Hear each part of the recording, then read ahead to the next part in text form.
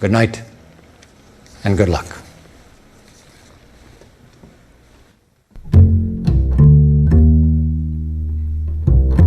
자, 두 번째 영화로 가겠습니다. 두 번째 영화는요.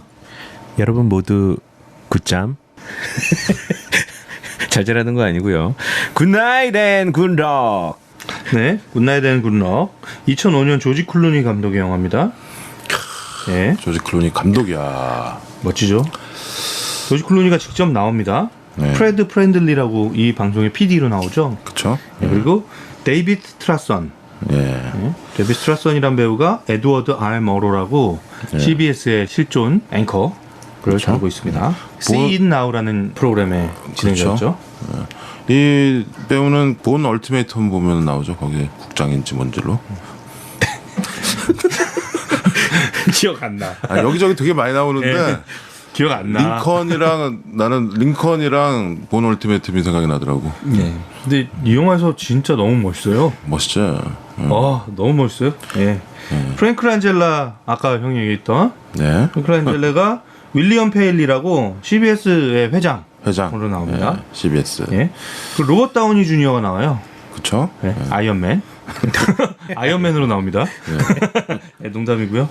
조 워시바라는 직원으로 나옵니다. 네. 그 팀에. 네. 그 패트리시아 클락슨이 파트리샤. 네. 셜리 웨시바라고 이제 그 아내인데 조 웨시바의 아내인데 이제 회사에서 사내 커플이에요.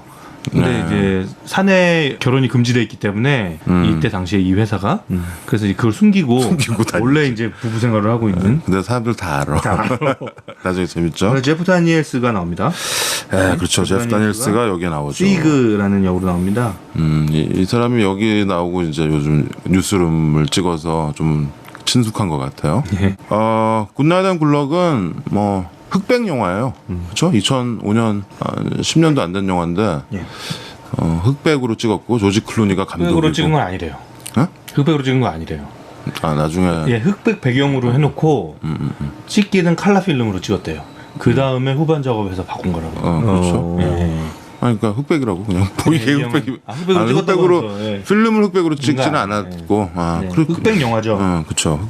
흑백 영화라고 할 수 있죠. 흑백 영화고 칼라가 한 번도 안 나옵니다. 그러니까 기대하지 마세요. 중간에 칼라로 이렇게 보통 바뀌는데 네, 그렇지 않습니다. 그러지 않고요. 그래서 좀 더 약간 클래식한 기분을 내죠. 그래서 그렇죠. 재즈 음악 계속 나오고. 그렇죠. 그다음에 이 영화의 특징이 조지 클루니, 흑백, 그다음에 재즈예요. 그리고 하나 더 있어요. 담배 연기. 담배도 무지하게 피죠. 이때는 이 영화는 그 방송하면서도 담배를 피죠. 그렇죠. 네, 앵커가 이렇게 담배를 이렇게 손가락에 이 끼고. 프로그램의 가장 트레이드 마크가 담배였어요. 그리고 담배 회사가 광고했고.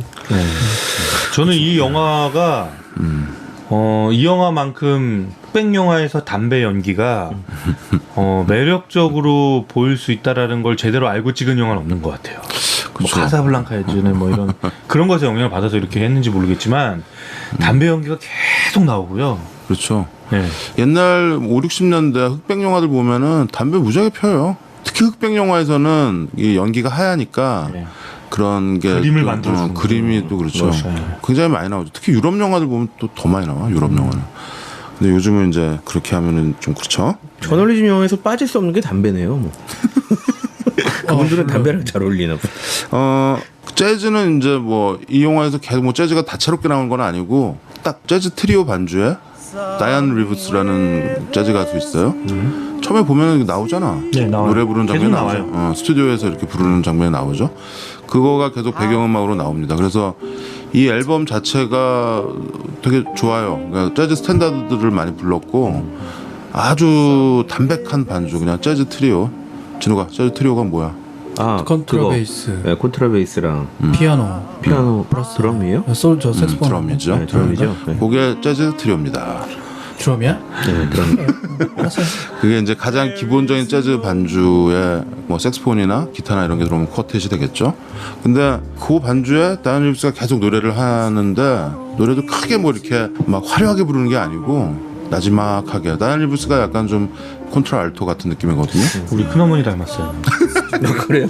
노래하는데 우리 큰어머니가 노래하는 것 같은 느낌이 좀 그래? 들어요. 네. 그러면 노래 잘하시네? 아니요, 그렇게 생기셨어요. 외모가? 예. 근데 재밌는 얘기가 있더라고요. 네? 이 다이아나 리브스가 노래한 게 23분에 한 번씩 나온대요. 이 영화에서. 아 진짜? 예, 근데 그 23분에 한 번씩 나오는데 그 23분이 그 당시 See It Now 그 프로그램 길이었대요. 아 진짜로요? 그런 상징성이 들어가 있더라고요. 그렇군요. 네. 그러니까 그 프로그램이 하나 끝날 만한 그 시간 후에 재즈 음악이 하나 나오고 또 23분이 되고 또 하나 나오고 이런 식으로 구성을 했다고 그러더라고요. 그런 코드가 있었나요? 아, 그걸 누가 설명 안 하면 그거 어떻게 하나?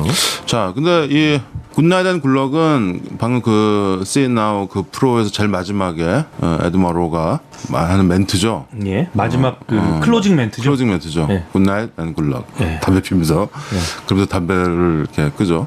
근데 에드워드 R. 머로. 아론 머로죠. 근데 에드 머로라고 하죠. 뭐 전설적인 미국의 저널리스트라고 해야죠. 에드 머로. 우리가 전에 얘기했던 영화에서 이렇게 코트가 돼요. 그러니까 야, 넌 그렇게 에드 머로처럼 뭐 훌륭한 저널리스트가 될래? 뭐 이런 대사들이 있어. 아 그래요? 그런 식으로 아주 뭐 이 사람은 그런 이정비? 이정표적인 그런 저널리스트죠.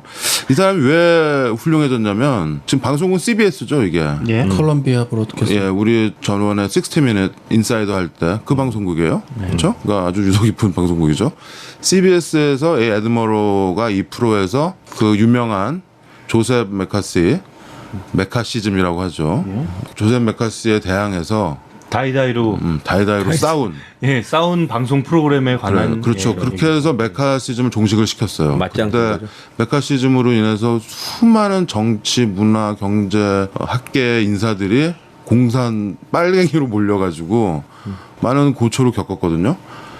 근데 그거에 반기를 든 거죠. 굉장히 용감한 행동을 한 거야. 용감한 데다 아주 깡총하죠. 예. 아주 깡총하게 반기를 들죠. 그러니까 준비를 싹 하고 논리를 탁 세워가지고 그리고 일단 자기네 팀에서 혹시 과거에 뭐 그런 거 있었던 사람은 자수해 해가지고 왜냐면 상대한테 그게 물릴 수가 있으니까. 그렇죠. 예, 상대에게 왜냐면 약점이 될 수 있으니까. 정말 메카시즘의 광풍이었으니까. 그러니까 우리로 따지면 우리도 있죠. 우리 그 레드 컴플렉스 있잖아요. 빨갱이. 빨갱이라고 몰아가지고 정말 우리나라에서도 많은 오히려 이 미국보다 더 심했지. 우리는 전쟁도 겪고 했으니까. 근데 그 과정을 다룬 거예요. 이 방송이 어떻게 그 메카시즘과 싸워서 어떻게 했나 그 과정을 보여주는 거예요. 그걸 조지 클루니가 감독을 했고 이 많은 배우들이 이거 B 영화예요. B급 영화예요. 예산이 1,000만 불도 안 들였어요. 700만 불 들었대요. 예. B급 영화로 찍은 거죠. 그러니까 배우들이 다 굵직굵직한 배우들인데 출연료 같은 걸 많이 포기했나 봐. 그렇게 해서 조지가 찍으니까 도와주러 다 해서 아주 걸작이 탄생한 것 같아요. 저널리즘 영화 하면은 많은 사람들이 얘기하곤 하는 영화죠. 이거는 사실이고 또 많은 거를 뭐 여기에다가 극적인 요소를 더하거나 이러지 않았어요. 그냥 플랫하게 보여주려고 했고 또 그때 당시에 그 후티지를 영상 화면이나 이런 거를 간간히 흑백으로 이렇게 삽입을 해가지고 마치 조셉 메카시가 여기 나오는 것 같아, 출연하는 것 같아, 마치. 저는 그런 식으로 만들었죠. 이 배우가 데이빗 스트라선이라는 이 배우가 그렇게 낯익은 배우가 아니었어요. 그래서 조지 클루니 영화고 조지 클루니가 직접 나온다고 해서 저는 클루니의 그 비중을 기대를 하고 딱 봤는데 클루니는 이제 약간 이 뒷선에 서 있고 딱 뒷짐지고 서 있고 와, 이거 진짜 이 사람이 진짜 에드워드 머로 같다. 그쵸. 라고 생각되는 그 사람이 이제 전면에 나오니까 우리 전에 인사이드 했을 때 알파치노가 PD였잖아요. 예. 그때는 근데 PD의 비중을 좀 높였는데 여기서는 정말 PD로. 하지만 괴를 같이 하죠. 에드 머로랑. 그렇죠. 굉장히 용감한 행동을 같이 하는 거죠. 그렇게 해서 같이 나중에는 정치권과 뭐 그 장성들이랑 싸우면서 둘이 딱 입을 맞춰가지고 이걸 보면은 정말 왜 에드 머로가 미국에서 그렇게 훌륭한 저널리스트로 추앙을 받는지 알 수 알 있죠. 수 있을 것 예. 같아요. 근데 이 사람은 그렇게 담배 피다가 그 영화 보면 카멜인가요? 켄트 광고가 한번 나와요. 예. 그런가요? 이 사람이 하루에 담배를 3갑에서 4갑 정도 피웠대. 에드 머로가 평생. 그래서 결국 뭐 60도 못 넘기고 돌아가셨죠. 평생 그렇게 많이 피웠다고요? 3갑에서 한 4갑 정도를 폈다고 그러더라고. 형도 하루에 3-4갑 피면은 어때요? 어지러워요? 그렇게 펴본 적 없지. 없죠. 거기에 여기 보면 알겠지만 대부분 3분의 1 정도 나면 이걸 끄잖아. 이 사람은 진짜 끝까지 피거든. 마지막 그 짧은 부분까지 남겨질 때까지 담배를 피는데 정말 애연가했던 것 같아요. 네. 카멜이었는데? 켄트. 켄트야? 알겠고요. 어때요? 근데 뭐 잘 모르시는 분들도 있을 테니까 메카시즘, 조셉 메카시와 에드 머로우의 이 관계와 이거를 좀 단순하게 좀 설명을 좀 해주시죠. 메카시즘은 1950년부터 54년까지 미국에 있었던 빨갱이 열풍이에요. 반공에 대한 열풍. 근데 50년이면 결국 한국 전쟁이잖아. 전쟁이 일어난과 동시에 이런 사회 분위기가 미국에 퍼지기 시작한 거죠. 그 대표 주자가 누구였냐? 미국 위스콘신주의 초선 의원인 메카시였죠. 메카시 상원의원이 이걸 기치로 내걸고 계속 폭로를 해요. 예? 국방성 안에 250명의 공산주의자가 있다. 어디에 몇 명이 있다. 이러면서 이제 검색 열풍을 불러일으키는 거죠. 수많은 사람들이 나와서 자기가 빨갱이가 아니라는 것을 증명해야 했어요. 수많은 히어링, 그러니까 청문회를 열어서 특히 그 유나이티드 아티스트라고 하는 그 연예인 노조가 있었잖아요. 그래서 찰리 채플린도 아마 여기 연루돼서 결국 나가. 예, 영국으로 도망갔죠. 도망가지. 그러니까 전 문학에 뭐 할 거 없이 나는 빨갱이가 아니라는 것을 선언하거나 조금이라도 그 연관설이 있다고 하면은 죄를 받았거나 아니면 공직에서 사퇴해야 되는 분위기를 죄를 만들어요. 받아요? 죄를 받는다는 게 여기 죄를 받아요. 실제로 벌을 받거나 죄를 그 관용적 표현이야. 군인 가다와 비슷한. 버스 듣다 비슷하죠. 미술 그리고 교회 그래서- 믿냐? 뭐 이런 거랑 비슷한 거. 절 믿냐? 교회 믿냐? 그래서 정말 54년까지 지속되는데 이걸 종식시킨 것에 대한 사회적인 분위기를 만든 게 이 프로그램이에요. 방금 TV가 한 얘기한. 거죠. TV가. 그러니까 그 전까지 아무도 사실 말하지 말을 못했던 못하고 그러니까 두려우니까 근데 여기 되게 재밌는 장면이 나오죠. 이 TV를 내보내고 나서 다음 날 신문을 수거해. 막 수거에다가 신문의 사설들을 이 평가하는 이 칼럼들을 막 읽어보잖아요. 그쵸. 그러니까 다들 느끼고 있었어 언론인들은. 근데 거기에 누가 먼저 깃발 들고 나가느냐 이 부분이었어요. 근데 이것을 TV 프로그램 거기서도 이제 호의적으로 얘기해주는 사설들이 있고 이 빨갱이다 이러는 사설들이 메카시가 있고. 왜 그랬나 그거를 좀 찾아봤어요. 저는. 메카시는 처음에는 민주당원이었대요. 맞죠. 공화당원이 아니라 민주당원이었고 루즈벨트의 열렬한 지지자이기도 했대요. 근데 태평양 전쟁에 참전을 한 거예요. 근데 참전한 이후에 성향이 바뀐 거죠. 그렇죠. 그때부터 이제 빨갱이 선동가로 이름을 날리기 시작했는데 이게 전향자가 더 과격하다니까. 왜 그렇게 했냐? 자기의 이익에 그게 완전히 부합했기 때문에 그런 거죠. 어떤 일? 위스콘신주. 이게 자기가 상원의원이 될 수 있었던 것도 자기는 군대를 갔다 왔는데 전쟁까지 참전한 전쟁 영웅이라고 자기 스스로를 딱 이렇게 만들어 놓고 상대 그 쟁쟁했던 경쟁자들을 다 당신들은 애국심이 부족하다. 그러면서 당신들 빨갱이 아니냐라고 선동을 해서 자기가 된 거예요. 어라? 이게 먹히네? 라고 하면서부터 딱 이제 워싱턴에 입성을 했는데 그때부터는 완전히 자기가 이렇게 상원에 오긴 했지만 그 워싱턴 정가에서는 완전히 듣보잡인 거죠. 시골에서 가다 올라온. 그러니까 어떤 자기의 정치적 야심을 이룰 수 있는 유일한 방법이 이거였다. 그치, 존재감을. 예, 존재감을 보여줄 수 있는 게 그때 마침 중국이 공산화되고 한국 전쟁이 벌어지고 그쵸. 하면서 이 선동이 또 먹힌 거죠. 먹혔지. 완전 예, 먹혔지. 예. 그래서 이 자유진영이 지금 이렇게 국제적으로 특히 극동지방에서 고전하고 있는 이유가 뭐냐?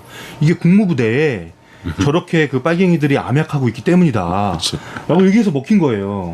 근데 그때 발표했던 그 명단 자체도 다 허위였다고 그러더라고요. 예, 다 허위였다고 그러더라고요. 근데 실제로 이래서 공화당이 집권을 했어요. 이 메카시의 이 열풍을 타고 공화당이 집권 성공하는데 결국에는 메카시 본인은 되게 처참한 최후를 맞이했습니다. 맞아. 예. 이게 이제 그런 분석의 일환이 뭐냐면 난 비지터라는 영화를 다시 생각해 보는 거죠. 비지터에서 왜? 그러니까 전쟁이 나면 이거죠. 개인적인 자유를 제한하려고 하는 게 국가 안보에 해당하는 거잖아. 이게 메카시즘부터 시작인 것처럼 보이지만 사실 메카시는 그냥 상징일 뿐이고 미국이라는 국가는 전쟁이나 혹은 위협이 닥쳤을 때 충분히 그럴 수 있는 만한 사회 분위기나 이런 것들이 갖춰져 있는 나라라고 보죠. 어쨌든 그 공화당이 집권한 이후에 이제 메카시의 계속되는 억측 자체가 이제 공화당 입장에서도 부담이 됐다고 하고요. 또 아이젠하워 대통령이 됐는데 아이젠하워 같은 경우가 자기의 전우들 있잖아요. 그 사람들마저도 메카시에 의해서 공격받는 거를 참지를 못했대요. 그러면서 이제 개인 비리가 폭로되고 아까 이 시인나우 이런 프로그램들을 통해서 자기의 정체가 이제 좀 밝혀지고 그러면서 정치적으로는 사망한 거죠. 그렇죠. 근데 그 이후에 바로 한 3년 후에 죽었어요. 48년도에 술로 보내다가. 네, 처참했는데 되게 재밌는 사건이 하나 있더라고요. 메카시와 관련된. 뭐냐면 아무도 진짜 메카시에 대해서 아무도 이렇게 이런 얘기를 못하고 있는 상황이었는데 말도 못 거는 상황이었어요. 근데 육군의 법률 고문으로 나와 있던 조셉 웰치라는 사람한테 그 사람을 공격하려고 그 변호사의 후원자였던 한 변호사가 젊은 시절에 이렇게 좌익 활동을 좀 했다라는 걸 가지고 공격을 한 거예요. 근데 이제 자기는 이제 뻔수 잡았다고 생각하고 막 공격을 했는데 그 웰치라는 사람이 전 국민이 다 보고 있는 그 청문회 TV 앞에서 와, 나 당신이 이렇게 무자비하고 잔인한 사람인지 몰랐다. 나는 신사인데 당신은 용서 못하겠다. 어? 죄 없는 사람 그만 정치적으로 살해라. 어? 그만하면 충분했다. 당신은 진짜 인간에 대한 어떤 기본적인 예의도 없냐. 나 그렇게 탁 얘기하고 나서 의장한테 딱 나 나가고 싶다고. 의장이 딱 허용해 주니까 쳐다도 안 보고 그냥 확 나가버렸대요. 그 얘기만 하고 어. 딱 나간 거예요. 그거 이 영화에 나오지 않냐? 조셉 웰치에 대한 얘기가 잠깐 나와요. 그 장면이 나오지 장면은 안 않고. 나오고? 예, 예. 그런데 그때 박수가 막 터졌는데 그치. 그때 전 국민들이 그걸 보고 있었다는 거죠. 그치. 예. 아무도 그게 얘기를 못 하고 있었던 거죠. 방송의 위력이지. 예. 그러니까 울고 싶은데 뺨 맞는 거지. 저는 그래서 이 영화가 저는 어떤 의미로 다가오냐면 이 시대의 엄친아가 저는 조지 클루니인 것 같거든요. 엄친아? 네. 왜냐하면 조지 클루니는 되게 매력적이고 섹시한 배우이기도 하지만 좌빨이잖아. 일단 뇌가 되게 섹시한 사람이잖아요. 그렇죠. 이 생각이나 사상도 되게 섹시한 사람이거든요. 요즘 그 유명한 할리우드 배우가 막 시위하다가 잡혀가고 막 연행되고 이러잖아요. 그쵸. 그 좌빨 레프트 윙이라고 하죠. 예, 좌빨 배우 감독들이 많이 있죠. 근데 이 시대의 엄친아가 전 세대의 엄친아 에드워드 머로에 대한 찬사를 보낸 영화다. 라는 생각이 좀 들더라고요. 에드워드 머로는 엄친아가 근데 뭐야? 엄마 친구가 친구 아들. 할 때. 예. 다 잘나네. 꼭 남 얘기할 때 엄마 친구 얘기하잖아요. 아 그런가요? 네, 더 잘나네요 비교할 때. 지금 엄친아 그게 뭐냐고 물어보시면 참 방송이 이걸 아니, 이렇게 나- 설명하고 있는데. 나 모르는 사람들 위해서 그냥 물어본 거야. 나 알지. 모르는 사람 없거든요. 다 알아? 네. 좀 많아. 우리 좀 나이 많으신 분들도 많이 들어. 제가 이게 2005년 영화잖아요. 제가 이 영화를 2006년인가 봤거든요. 나오자마자 막 그 평들을 보고 막 열심히 극장 가서 봤는데 제가 이 영화 처음 봤을 때만 해도 솔직히 남의 또 옛날 얘기고 남의 얘기다 이런 생각했어요. 흑백이고. 왜냐하면 그때 2006년도에 우리나라 상황을 생각을 해보세요. 그때. 별로 뭐 이렇게 와닿지 않는 얘기였거든요. 그렇죠. 근데 제가 이 영화를 다시 보는데 너무 와닿아. 이렇게 생생한 지금의 우리의 얘기일 줄이야. 그래요? 그런 느낌이 나는 이 들었어요. 영화 전에 비슷한 영화가 하나 있었는데 제목 기억은 잘 안 나는데 네. 대학교 2학년 때 본 것 같아. 흑백이었어 역시. 똑같은 얘기였고 메카시를 어떻게 잡았는지에 대한 얘기였고 그 영화를 봤던 기억에서 다시 보면서 이 영화는 새로운 면을 좀 더 많이 봤죠. 뭐냐면 방송의 조상들이 나와. TV 방송의 조상들이 나와. 뭐냐면 이거는 카메라도 생방하는 카메라 말고는 저기가 없어요. 말하자면 서브가 없어. 그냥 필름 카메라를 써. 그러니까 필름 카메라를 돌려서 방송을 해. 그리고 중간에 나레이션을 뭐 이렇게 넣고 해서 필름에다 녹음을 하지만 결과적으로 그 중간중간 들어가는 걸 다 생방으로 해. 그렇지. 녹화가 거의 없는 생방이다. 광고도 생방으로 하지. 그러니까 조상들이 어떻게 방송을 했을까를 보게 되는 거 있죠. 이게 조지 클루니 이 PD가 그 책상 밑에 숨어 있잖아. 네. 숨어 있고 큐를 어떻게 주냐면 펜으로 다리를 툭 쳐. 맞아. 그러면 그때 고개를 싹 돌리는 거야. 왜냐면 카메라 볼 수가 없으니까. 근데 이 앵글도 되게 엄청난 앵글이거든요. 뭐냐면 클로즈업들이 위주고 사람을 높이로 해서 눈을 치켜뜨게 만드는 앵글은 거의 안 쓰거든 요즘. 뭐냐면 공격적인 그 표정을 잡기 하기 위해서 잡아내는 앵글이에요. 그래서 굉장히 막 그 성난 표정과 굉장히 심각한 부분을 연출하기 위해서 카메라 앵글이 사람 눈 위에서 이렇게 하고 사람은 눈을 치켜뜨고 얘기해. 특히 알모로가 그걸 되게 잘하는 거지. 그리고 말하다가 다른 곳을 보다가 또 고개를 봤다가 눈 시선을 맞추는 게 항상 맞추고 얘기하는 것이 아니라 뭔가 포인트가 될 만한 곳에서 사람들하고 시선을 딱 맞춰. 뭐 이런 것들. 그래서 마지막에 딱 맞추고 나서 숨을 한번 탁 쉰 다음에 굿나잇 앤 굿락 하고 딱 끝내잖아. 그리고 거기 싹 돌리고 방송 끝날 때까지 약 한 1초 내지 2초 동안 얼굴이 나와. 네, 에드머로가 메카시 그 광풍에서 그 공격을 견뎌낼 수 있었던 거는 이 사람이 인기가 많았어. 그러니까 특히 군인들한테 인기가 많았었던 거지. 그러니까 2차 대전 때 종군 기자였어. 그 라디오 뉴스를 이 사람이 한 거야. 전쟁터에서.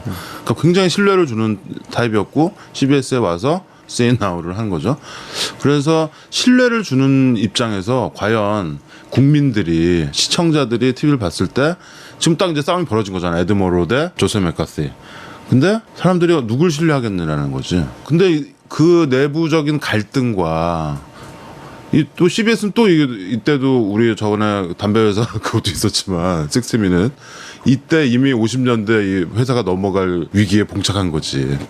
근데 여기서도 똑같은 고민을 하고 이거는 정치 권력과 싸우는 거였기 때문에 이 회장이 단호하죠. 자기가 개입 안 하고. 근데 나중에는 그만하라고 하죠. 근데 그거를 이제 네. 완곡하게 얘기를 하지. 그러니까 그 저널리즘 되게 심하게 얘기해요. 머로의 전력, 머로에 대한 또 지조사를 막 하는 거죠. 메카시 측에서는. 그치. 그래서 머로가 무슨 빨갱이라는 식으로 또 하는데 이제 막 전면전을 하니까 회장이 이제 그만해라라고 얘기하죠. 스폰서 빠지니까 스폰서 빠지고 광고주 빠지니까 이거 시인나우 이 프로그램 적자인데 나 이거 계속 감당하면서 못한다라고 하니까 시청자들은 즐기고 싶어하지 무슨 도덕 수업 원하지 않는다. 맞아. 라고 막 얘기하죠. 그런데 내가 말하고 싶은 거는 그 사람이 그 회장이 인사권은 있을지 몰라. 에드머로랑 계약을 하고 자르고 넣을 수는 있지만 편집권을 건드리지는 않는다라는 거지. 그게 굉장히 중요한 포인트예요. 우리는 지금 KBS 이 사태에 일어난 것도 말도 안 되는 걸 한 거예요. 큐시트를 가져와서 뭘 고치고 그랬다며. 그 뭡니까 이게? 짜증 나는 건 알겠는데 여기 되게 중요한 전화가 한 통 오죠. 전화를 딱 걸어 사장이 그래. 야, 좀 이따 나 어디 갈 건데 무슨 공연인가 가는데 자리 있어. 어떡할래? 뉴욕 닉스. 뉴욕 닉스. 경기 있는데 지금 답해달라. 그랬더니 그렇게 답하죠. 오늘 일이 있어서 못 갑니다. 지금 방송할 일이 있어서 못 간다. 그건 방송을 하겠다는 거거든. 그러니까 굉장히 오섭이 얘기한 것처럼 완곡한 표현이긴 해. 압력을 넣긴 넣었어. 그쵸? 사장이 이때 분위기만 해도 압력을 넣긴 넣었어. 완곡하게 넣지. 야, 뉴욕 닉스 경기 보러 가자. 그런데 걱정하지 말라고 전화를 딱 끊죠. 그러면서 지진을 하지만 결국 이 사장은 그걸 원치 않았다라는 것을 마지막까지 보여주죠. 그리고 실제로 그 메카시즘이 종결된 다음에 퍼슨 투 퍼슨은 토요일 낮 방송으로 옮겨가지. 사람들이 잘 안 볼 대로. 근데 이거는 TV에서 일하는 사람들은 브로드캐스트 뉴스는 안 보더라도 요거는 봐야 된다고 봐. 이거는 TV 특히 보도나 이쪽에 일하는 사람들은 반드시 봐야 된다고 봐요. 지금 김 PD가 TV 보도 이런 거 조상이라고 얘기하는데 조상들이 어떻게 했는지 꼭 볼 필요가 있다고 봐요. 그리고 에드머로가 이렇게 오늘 검색해 보시면 이렇게 사진 같은 게 있는데 이 영화에서 굉장히 잘 표현을 했어요. 비슷하게. 이 영화 진짜 주옥 같은 얘기들이 계속 나오죠. 그렇죠. 대사들이 멋있어. 주옥 같아요. 그 연설 그것도. 저는 맨 처음 닭살 돋았던 부분이 어디였냐면 그 이제 머로 측이 그러니까 이 시인나우 팀이 처음으로 메카시랑 우리가 제대로 붙는다 라는 걸 이제 준비하면서 회의를 하는 장면에서 아까 얘기했잖아요. 각자 전력 뭐 혹시 이런 거 있는 거 다 지금 털어놓을 거 있으면 지금 털어놔. 그러니까 한 명이 털어놓죠. 자기 전처가 뭐 이런 일이 있었는데 뭐 얘기를 하죠. 그리고 어떡하지 막 이런 분위기였는데 딱 그때 머로가 한마디를 딱 합니다. 뭐라고 하냐면 우리 중에 아무도 불온소적을 읽은 적도 없고 사상이 다른 친구도 없고 혁신단체에 가입한 적도 없다면 우린 그저 메카시가 원하는 인간형으로 살아야 된다. 나는 테러를 당하더라도 밀어붙일 거다. 라고 딱 얘기하죠. 보시죠. 거기서 닭살이 일단 맨 처음 딱 돋았고요. 그 다음에 그 메카시를 까는 이제 방송을 맨 처음 시작을 하는데 딱 처음에 하는 얘기가 이거는 에드워드 머로우와 이 프레드 프렌들리 이 PD의 개인적인 의견이다. 라고 얘기하면서 얘기를 시작해요. 조사와 박해는 한 끗 차이고 당신은 메카시 당신은 그 선을 줄곧 넘어왔다. 이견이 있다는 거랑 그러니까 다른 의견이 있다는 거랑 국가에 충성하지 않는다라는 것과 혼동해서는 안 된다. 우리는 겁쟁이의 후예가 아니고 우리는 진정한 자유의 투사지만 우리 집안의 자유를 내팽개치고 어떤 바깥의 자유를 소화할 수는 없다. 그렇죠. 그리고 이렇게 된 데는 메카시만의 탓도 아니다. 그 문제, 이 공포 분위기를 그 사람이 조성한 게 아니라 다만 그 사람을 효과적으로 이용했을 뿐이다. 라고 하면서 문제는 우리 자신이다. 라는 얘기를 딱 한 다음에 굿나잇 앤 굿럭 딱 그러고 딱 끝나죠. 이게 첫 번째 방송이었거든요. 그렇죠. 네. 마지막 연설도 그러니까 이 사람이 처음에 이제 시상하면서 뭐 이렇게 얘기하는 거 시상식 있죠. 예. 장면으로 수미상관으로 끝나죠. 그렇죠. 근데 그 마지막 연설이 아주 감동이라기보다도 우리가 사실 얘기하고 싶은 게 거기 다 있는 것 같아. 우리가 저널리즘 얘기하면서 우리가 하고 싶었던 얘기를 에드 머로가 했던 것 같아요. 이 영화도 줄곧 그게 기자의 자세고 뭐 그런 거 아닐까 싶어요. 그게 뭐 역사 얘기하고 그거죠. 그러니까 오락 대신 그렇죠. 어떤 진지하고 교육적인 프로그램을 한다 하더라도 스폰서 이미지에 결코 타격을 주지 않는다. 이런 것에 관심 없다라고 말한다면 TV는 그냥 오락용이자 세상과 격리시켜주는 그런 도구일 뿐이다. 그렇죠. 네. 이런 얘기를 하죠. 그리고 TV가 뭔지 얘기를 네, 해주죠. TV에 대한 이야기를 그러니까 우리가 역사를 만든다고 얘기를 했는데 이대로 가면 우리가 만든 이 역사는 비난을 받을 거다. 이렇게 그 얘기 같이 하죠. 이 사람 어떻게 알았을까? 70년 전에. 아니 그래서 그 회장이랑 싸울 때도 그런 얘기를 해요. 그 회장이 스폰서 빠지는 거에 대해서 그 광고주가 빠지는 것에 대해서 우려의 얘기를 하니까 나는 당신이 문제 일으킬 때마다 나는 마음 졸이고 싶지 않다라고 이제 사장이 얘기하죠. 프랭클 안젤라. 네. 그러니까 당신이 그렇게 깎아내리려는 정치인들과 손잡고 나는 이 방송사를 지키려고 안간힘을 쓰고 있다. 이런 얘기를 하죠. 하지만 나는 네 방송 내용에 대해서 한마디도 안 했어. 라고 얘기하니까 머로우가 뭐라고 반응을 하냐면 저는 이 보도국의 성과가 앞으로의 CBS를 좌우한다고 생각을 한다. 라는 얘기를 하죠. 근데 이 얘기는 진짜 100번 맞는 말이죠. 그 KBS가 사실은 지금 신뢰를 잃은 가장 큰 이유가 모든 다른 프로그램들에 대한 신뢰를 잃은 가장 큰 이유가 사실 보도국의 성과가 없기 때문에 이런 머로우 같은 보도를 정말 진실에 입각한 보도를 하지 않기 때문에 모든 프로그램들이 신뢰를 잃었다고 생각하거든요. 그거를 꿰뚫어 보고 있었던 거죠. 나는 여기서 등장했던 단어 가운데 제일 확연했던 단어가 이거 같아. 핑코. 빨갱이를 핑코라고 하거든. 그래서 그 씨나우 바로 다음에 하는 뉴스에 앵커가 핑코잖아. 네. 자기가 스스로 핑코라고 인정도 하고 그 활동을 했다라는 걸 인정하잖아. 근데 결국은 그 비난에 못 받쳐서 자살하는 걸로 예. 나오잖아. 우리만 있었던 단어는 아닌데 낙인이라는 거고 연좌제라는 거잖아요. 이게 이 사람하고 연관이 있으니 당신은 여기 처음 나오는 사건도 아버지가 그런 공산당원 활동을 했을 가능성이 있으므로 장교직에서 해임해야 된다라는 부분으로 접근해서 사퇴하라는 부분으로 나오잖아. 그러니까 누군가와 연관이 있으면 그 주변이 다 빨개지는 뭐 이런 것들이죠. 그래서 분홍새로 물드는 이런 시각 자체에 누구도 말하지 못했던 시대가 있다라는 거야. 근데 지금도 그렇다라는 거죠. 그리고 그것을 우리는 아직도 얘기 못하고 있다라는 거고. 어떤 면에서 그게 무슨 단어가 막 변해서 종부까지 갔지만 나는 최근에 우리한테 약간 메카시즘 비슷한 유형의 뭐 같다고 할 수는 없지만 그랬던 게 천안함이었던 것 같아. 천안함이 북한이 한 소행 맞죠라고 물어보는 게 마치 자기가 자기 사상의 자유를 예. 자기 너 사상 검증하는 그런 예. 그건 심지어 무슨 청문회 무슨 뭐 그런 데서 인사청문회 같은 데서 그런 얘기 많이 그렇게 해서 대법관이 안 되신 분도 있죠. 십자가 밟기라는 거지 그게. 일종의 십자가 밟기죠. 그거 합리적 의심 같은 거 하는 사람들한테도 빨갱이라고 몰아세우잖아.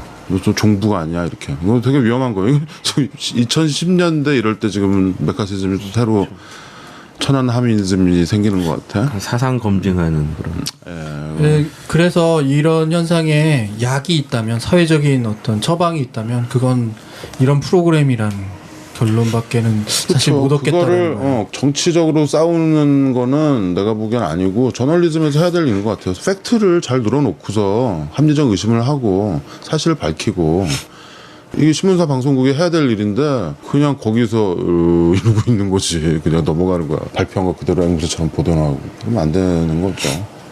하여튼 우리나라에 에드머로가 있나요? 있었죠. 우리 있었지만 다 밀려났죠. 그러니까 사라지고. 그렇죠. 우리가 기억 못할 수도 있어요. 에드머로보다 훨씬 더 처절하게 싸웠을 테죠. 그때는 총칼이 목에 들어오는 상황이었으니까. 근데 우리가 지난 일을 잘 안 돌아다 보려고 하고. 그러니까 현재만 보지 말고. 그래요. 네, 현재만 보지 말고 좀 과거도 보고, 그리고 지금 싸우고 있는 사람들도 좀 보고, 그 사람들 좀 지원도 하고, 관심도 갖고, 힘도 실어주자는 거예요. 나는 이 프로그램이 결국은 TV의 사설 정도라고 생각하거든. 사실 이 프로그램 전에 보면 연예인들 인터뷰하고 막 그런 장면 많아. 그 어떻게 보면 굉장히 그 소프트한 프로그램일 수도 있는데 그 소프트한 프로그램이 굉장히 첨예해지기 시작하고 그것을 저널리즘으로 발전시키는 것들이기도 한데 지난 시간에 서화숙 기자 얘기도 했지만 이런 목소리들이 들리기를 원하고 그런 모습들을 보기를 원하는 거죠, 우리가. 그러니까 닭과 달걀 논쟁 같은 건데, 아니 잘해야 도와주지, 그죠? 근데 니들이 잘해야 도와주지라는 말을 할 수도 있지만 돕지 않으면 잘할 수 없는 환경일 수 있다는 거죠. 예를 들어서 그러니까 에드워드 모로 같은 경우는 그 사람이 이 영화에서는 꼭 그런 장면이 나오진 않았어요. 자기의 강단과 자기의 그런 어떤 신념으로 지켜서 싸운 거지만 어쨌든 그 지켜주고 돕는 사람이 시민이고 시청자여야 그들을 위해서 일할 수 있는 거거든요, 사실은. 근데 에드워드 모로 자체를 메카시가 공격을 했을 때 사람들이 모로우의 말을 안 믿고 쟤도 빨갱이네? 라고 얘기하면서 밀어붙였다면 과연 버텨낼 수 있었을까? 저는 못 버텼다고 생각하거든요. 그러니까 나를 지켜주는 게 정치 권력이고 나를 먹여 살려주는 게 광고주인데 그런데 그런 상황이라면 어떤 우리가 시청자로서의 의무나 역할 이런 거에 대해서도 좀 한번 진지하게 생각해 봐야 되는 게 아닌가라는 생각을. 역으로 얘기하면 난 기자들이 이제 정말 그랬으면 좋겠다는 거죠. 도와달라고 자기 스스로 인정했으면 좋겠다라는 거예요. 진짜 도움이 필요하다. 많이 하고 있어요. 물론 많이 하고 있는데 이게 근데 그 모습이 채널을 갖고 있지 못하다 보니까 사람들이 잘 모르고. 아무튼 메카시 이게 사실 우리가 지금 에드머로라는 사람이 훌륭한 사람이고 이 사람이 사실 2차 대전 때 라디오 방송했던 거는 그냥 이 사람 경력이 된 거잖아. 근데 아직까지도 얘기가 되는 거는 메카시와 싸웠다라는 어떤 포멀한 사건이 있었기 때문에 에드머로가 유명해진 거거든. 예를 들어서 나중에 10년, 20년 지나서 그때 세월호가 깔아앉았을 때 손석희 앵커는 다른 방송에 비해서 굉장히 보도를 잘했다. 예를 들면 사실대로 보도하고 그때 10초간 침묵하는 이러면서 얘기가 되면서 그 포멀이 되는 그런 경우들이 생겨야 된다는 거지. 그러면서 그런 것들이 뭉쳐져 가지고 어떤 저널리즘의 기둥이 되는 것 같아요. 전례? 그렇죠. 그런 경우가 많거든. 우리 과거에도 많았어요. 70년대 유신 시절 아니면 80년대 기자가 아니더라도 거기에서 팩트를 전하고 자기 코멘트를 한 사람들이 있어요. 목숨 걸고. 그런 걸 우리가 다시 좀 둘러볼 수 있었으면 좋겠어요. 그런 사람들을 사실 영웅을 만들어줘야 되는데 아무튼 우리가 타산지석을 삼아야 되는 어떤 사건과 영화입니다. 굿나잇 앤 굿럭, 에드머로, 메카시즘 이런 거 저널리즘이 정치 권력이랑 싸워서 부조리를 혁파한 메카시가 거기 직접 출연하는 장면도 나오죠. 반론 방송을 하는 장면이 있는데 막 비난하죠. 그러니까 우리 의견에 동의하지 않는다면 직접 나와서 반론해라. 기회를 주겠다라는 얘기를 뭐라고 하니까 메카시가 직접 나오죠. 근데 메카시 눈빛을 이렇게 보는데 좀 낯이 익더라고요. 어디서 많이 본 것 같아요. 약간 고르바초프 닮았어. 근데 그 배우가 누구냐라는 논쟁이 있었대요. 근데 배우? 메카시. 진짜 메카시 진짜 메카시 옛날 올드필름. 근데 사람들이 그런 자르고. 논란이 있었대요. 그러니까 이게 실제 메카시가 아니라 어떤 다른 배우가 한 건 줄 알고 저 배우가 누구지 그랬었대요. 그 흑백이라 그냥 이렇게 묻혀서 지나가니까 아무튼 좋은 영화고 나는 참 이 영화가 되게 잘 찍은 게 뭐냐면 클로즈업 샷이 굉장히 많아요. 그러니까 흑백이고 사실 이렇게 미장센이나 이런 걸로 하는 게 아닌데 클로즈업들을 굉장히 적절하게 잘 찍은 것 같아요. 촬영을 굉장히 잘했어. 그러니까 조지 클루니의 감각인지 촬영 감독의 감각인지 모르겠는데 흑백으로 클로즈업해서 찍으면은 굉장히 멋있거든. 그래서 얼굴이나 이런 것도 굉장히 클로즈업이 많고, 그다음에 거기에 이제 나오는 참 아이러니컬하지만 재즈 음악이 다이안 리브스의 그나마니. 그나마니. 굿나잇 앤 굿럭은 마지막에 이 말 하기 전에 손에 들고 있는 그 꽁초, 담배는 결국 지식인의 무슨 액세서리처럼 보여줘서 그렇긴 한데 너무 멋들어진 장면이었고 예전에 그 TV를 봤던 사람들도 아 저런 고뇌에 찬 모습으로 말을 하니 들을만하다 혹은 동의하겠다 라는 부분이었다고도 생각이 드는 영화이기도 합니다. 저한테. 예, 담배 세갑 반 피면은 환갑을 못 봅니다. 이 영화는 TV에서 안 해줬으면 좋겠어요. 왜? 다 모자이크 될 거 아니야. 아, 못하겠죠 TV에서? 정말 그냥 라디오에서 듣는 게 나을 것 같죠. 온통 모자이크. 어떻게 진짜 1분을 못 가? 계속 담배야. 자, 굿나잇 앤 굿럭까지 들었고요. 네?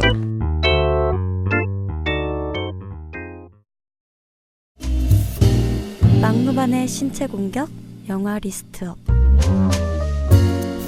무슨 영화를